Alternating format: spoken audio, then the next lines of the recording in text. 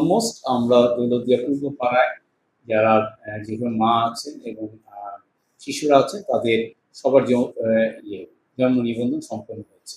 এটা একটা বড় একটা অ্যাচিভমেন্ট।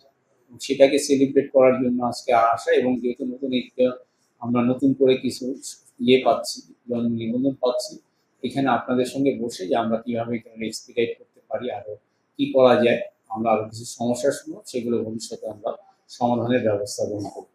ইতিমধ্যে আমরা যে এই দৌলতদিয়া পূর্ব পাড়া মা এবং শিশুদের জন্ম নিবন্ধন করিয়ে যে অগ্রগতি হয়েছে সেটা আপনাদের জানানোর জন্য যে আজকে যে ওয়ার্কশপটা, এখানে সভাপতি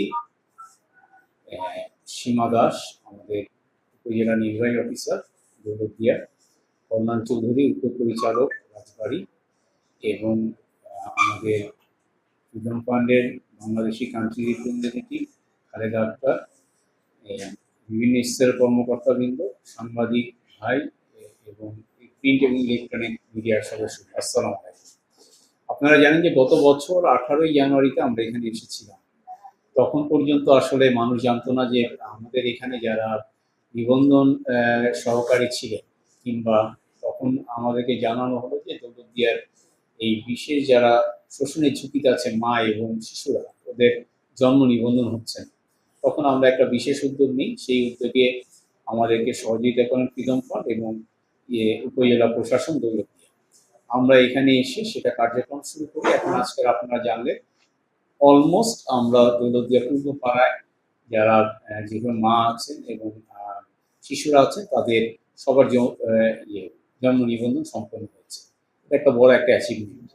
সেটাকে সেলিব্রেট করার জন্য আজকে আসা, এবং যেহেতু নতুন একটা আমরা নতুন করে কিছু পাচ্ছি, জন্ম নিবন্ধন পাচ্ছি, এখানে আপনাদের সঙ্গে বসে যে আমরা কিভাবে এখানে এক্সপিডাইট করতে পারি, আরো কি করা যায়, আমরা আরো কিছু সমস্যার শুনবো, সেগুলো ভবিষ্যতে আমরা সমাধানের ব্যবস্থা গ্রহণ করবো।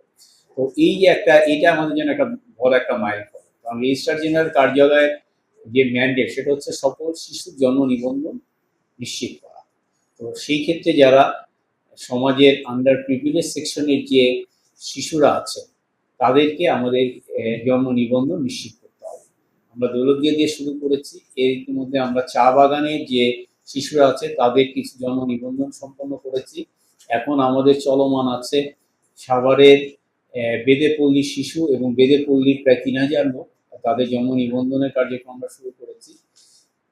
এর বাইরে যে আমরা এবছর আমরা সরকারি শিশু পরিবার যারা আছে সমাজসেবা অধিদপ্তরের অধীন সেটা এবং এতিমখানা, এইসব জায়গায় যেসব সকল শিশু যাদের মা নেই অথবা বাবা নেই অথবা বাবা মা কেউ নেই, সরকারের কাস্টোডিয়ানে আছে, এদের জন্ম নিবন্ধন সম্পন্ন করার আমরা একটা উদ্যোগ নিয়েছি। এই লক্ষ্যে আমরা সমাজসেবা অধিদপ্তরের সঙ্গে একসঙ্গে কাজ করব, এবং আমরা যেন তাদেরকেও যেন জন্ম নিবন্ধনের আওতায় নিয়ে আসতে পারি, সেই লক্ষ্যে আমাদের এবছর বিশেষ কার্যক্রম নেওয়ার পরিকল্পনা ইতিমধ্যে চূড়ান্ত করা হয়েছে। তো এই যে আজকের যে অ্যাচিভমেন্ট, এটা আসলে একটা সফল জিও এনজিও কোলাবোরেশনের একটা